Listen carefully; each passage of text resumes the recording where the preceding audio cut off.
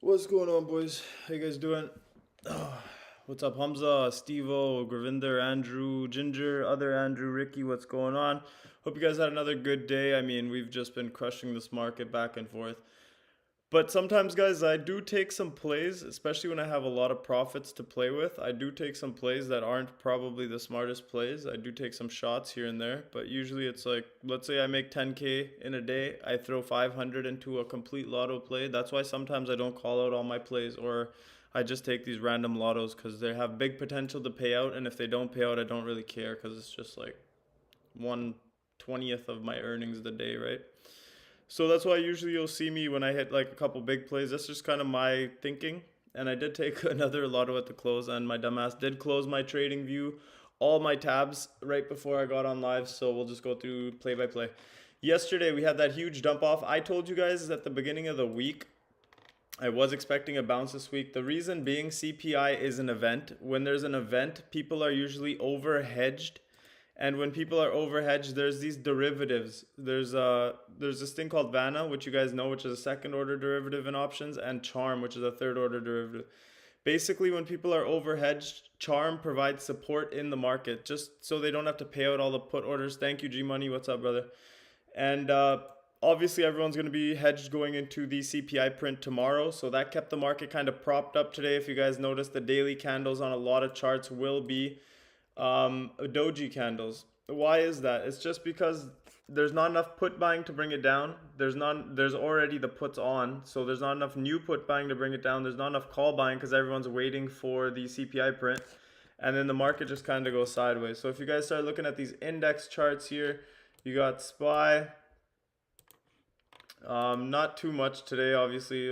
Basically an inside day. We did take out yesterday's lows, but we recovered quickly, and that was that 39.60 level I gave in the morning. If you're not marking off the SPX levels that I give you, the absolute low was 39.58, and we never closed the candle underneath 39.60. So very clear. And I personally think that's a low for the week. Unless we have some crazy bad CPI print tomorrow, I think 39.60 is the low for the week.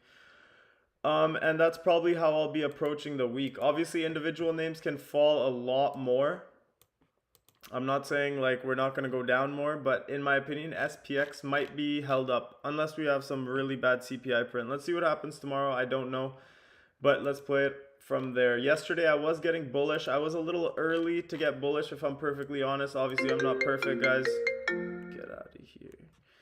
Obviously, I'm not perfect, but I was getting bullish yesterday morning. And right about here, I did get a little bit bullish on this bounce, I believe, on Tesla, not on Nvidia. But we'll go over Nvidia first. I was a little bit early on a couple of long plays, but at the end of the day, I jumped in Nvidia again, and you guys seen how that gapped up $7 in the morning. You can't ask for much more in a bear market. And then they dumped us out, got us out for like 50-60%, and then they absolutely ripped those options. They went over 100%, and then right back down. You see that V shape? In bull markets, we're used to seeing the big dump and the big V shape recovery. This is a bear market with the flows, took it up, and we V shaped right back down, double bottom, and then we started moving up. So Nvidia, good play. Other than that, we hit, yeah, so even the Tesla, like we were not wrong on the Tesla. We bought it around here, I think $1,000 calls, but it just stopped us out. I was a little bit early, sorry. If we took it at the end of the day with the Nvidia, again, we would have had massive gains in the morning. So let's see what happens tomorrow with the CPI. Very important print. One of the plays that I did call out today was Fiverr. Obviously, you guys seen UPST this morning down like 60% today or something. Let's check what it ended up as. Down 56% today on UPST. The high of the year was $400. So we went from 401.50 as the high, and we had the low today of $29. That is insane downside. So let's just see what that is. Just because these kinds of moves go down in stock market history. Like you guys that are new here, you are very lucky that you just started investing. You're gonna learn a lot from this market, a lot more than a bull market, in my opinion, and you're gonna build better habits because you'll learn.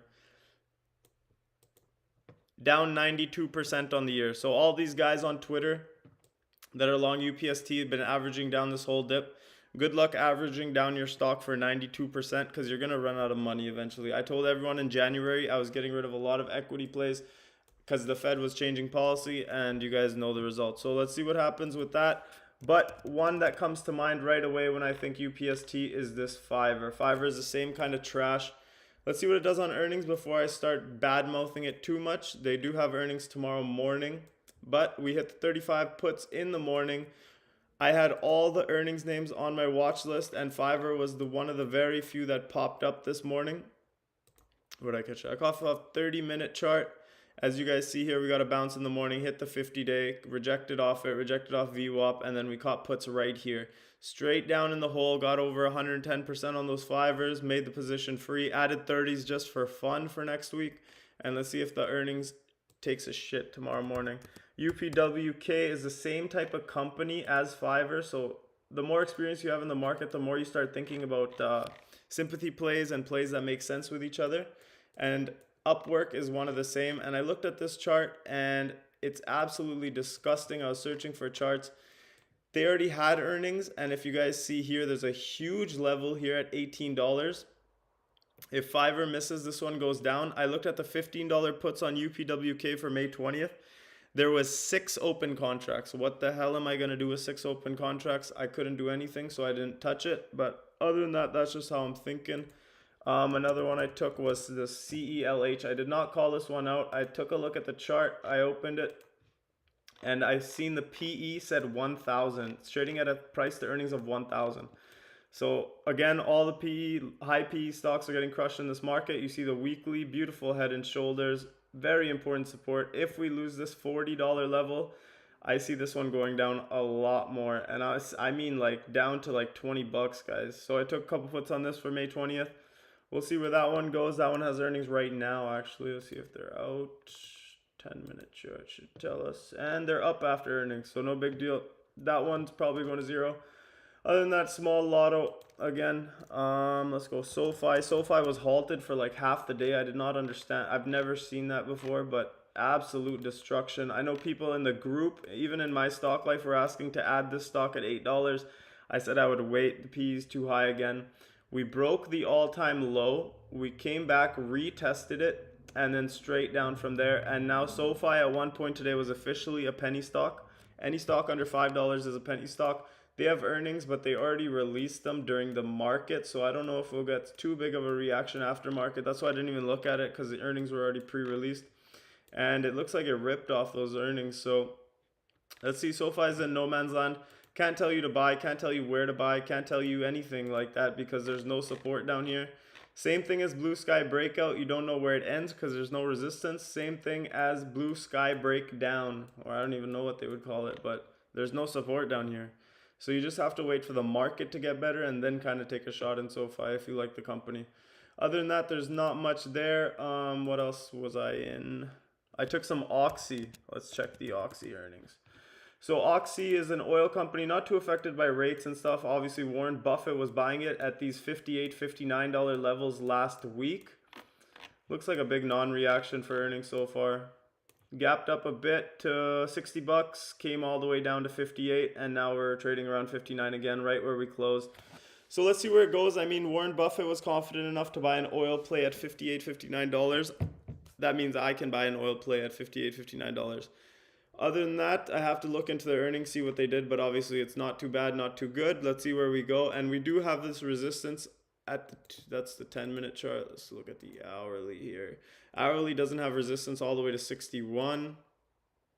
And the 30-minute chart doesn't have resistance all the way to 50. So if the earnings are good, we should gap up tomorrow. Those calls should be up at least 30, 40%, 50%. It's not meant to be a grand slam play. Let's see where we are in the morning. Other than that, CPI in the morning. Let's see where SPY is as well. I did say today I think the bottom is in for the week.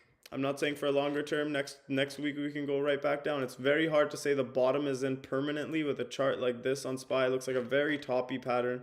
The daily is ugly, but once you start scrolling out even further, you see how ugly this really is. This is the weekly chart on SPX or on SPY, and this is the monthly chart. As you guys see here, you got MACDs curling, crossing down. You got RSIs coming down, stochastics coming down.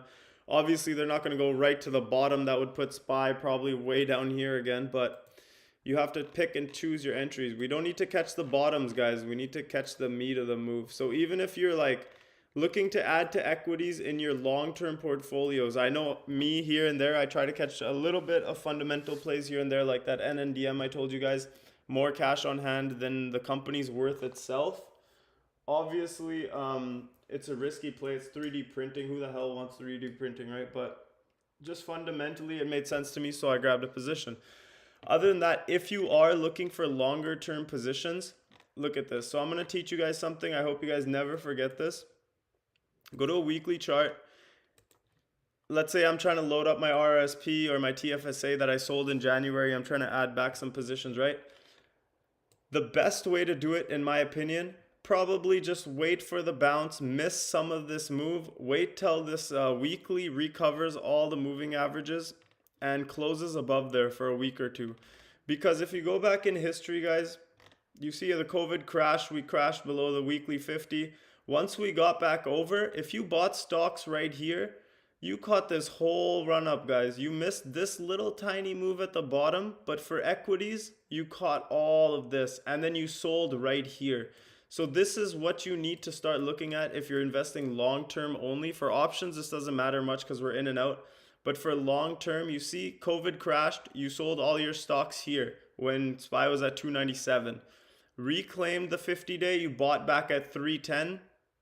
And look at the weekly 50-day. You bought back at 210, you didn't get stopped out until 433. So you had more than 100% on equity if you just followed that simple rule. Now, if you try to catch the bottom here and it goes all the way down to the 200-day, you're going to keep stopping out.